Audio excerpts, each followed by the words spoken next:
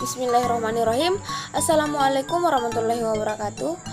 Pada kesempatan yang berbahagia kali ini, saya Rahmania dari Prodi Ekonomi Syariah, Fakultas Ekonomi dan Bisnis Islam, Institut Agama Islam Negeri Palopo, kelas 5D akan memaparkan materi tentang syarat kompensasi penjualan personal.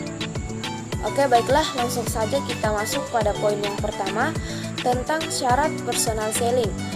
Nah, menurut Agus Hermawan, kriteria atau syarat yang terdapat pada personal selling agar personal selling lebih efektif dalam pelaksanaannya yaitu ada 3.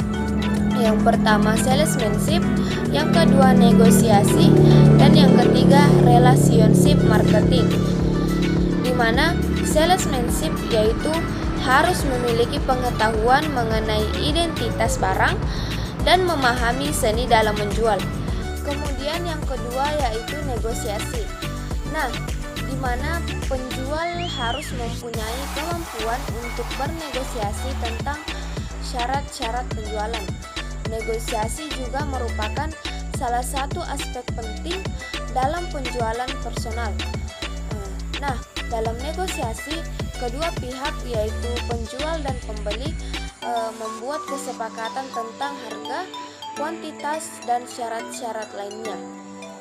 Dalam negosiasi juga kedua pihak harus saling tawar-menawar untuk membuat suatu kesepakatan. Oleh sebab itu, salesperson perlu untuk memiliki keahlian dalam bernegosiasi. Nah, dalam kondisi dan situasi tertentu, negosiasi juga merupakan kegiatan yang tepat untuk menutup penjualan, terutama ketika sudah ada zona kesepakatan atau zone of agreement. Zona kesepakatan ini terjadi ketika hasil-hasil perundingan sudah dapat diterima oleh kedua pihak, baik pembeli ataupun penjual. Kemudian yang ketiga yaitu relationship marketing, di mana pelaku personal selling harus tahu cara membina dan memelihara hubungan baik dengan pelanggan dengan dalam waktu yang tidak ditentukan. Dalam personal selling person tidak hanya dituntut untuk dapat melakukan penjualan secara efektif dan melakukan negosiasi yang ditentukan. Namun lebih dari itu, seorang selling person juga harus dapat membangun hubungan jangka panjang yang saling menguntungkan dengan konsumen. Tidak hanya konsumen, melainkan dengan para stakeholder yang terlibat dalam kegiatan tersebut. Kegiatan relationship juga adalah upaya kita untuk menarik, memelihara, dan meningkatkan hubungan dengan konsumen. Menarik di sini bisa dikatakan sebagai langkah atau perantara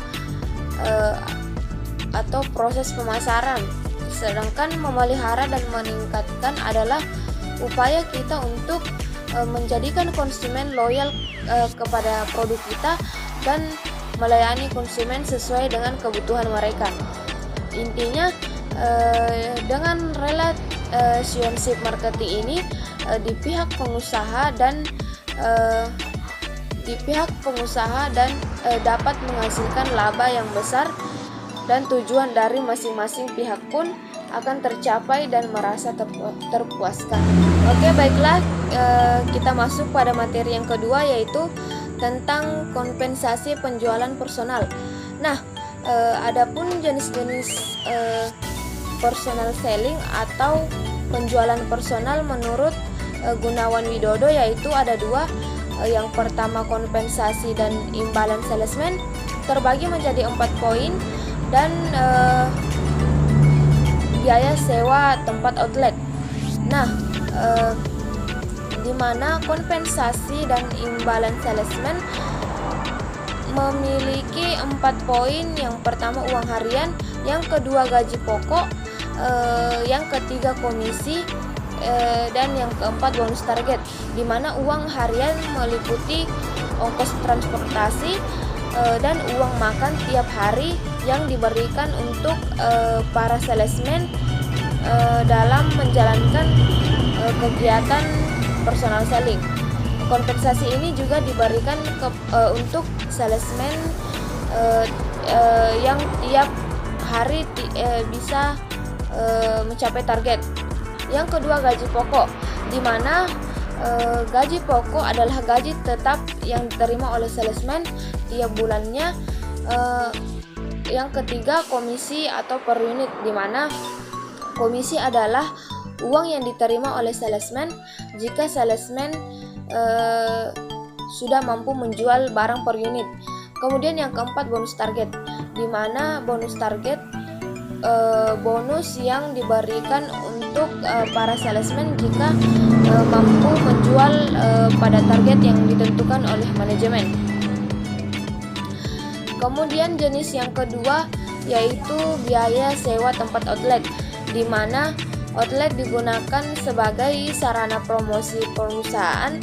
Melalui pameran outlet, salesman diharapkan mampu menganalisa kebutuhan calon konsumen terlebih dahulu sebelum melakukan kunjungan pribadi. Baiklah, itulah presentasi dari pemaparan materi dari saya. Sekian, kurang dan lebihnya mohon dimaafkan. Wabillahi taufiq wal hidayah. Wassalamualaikum warahmatullahi wabarakatuh.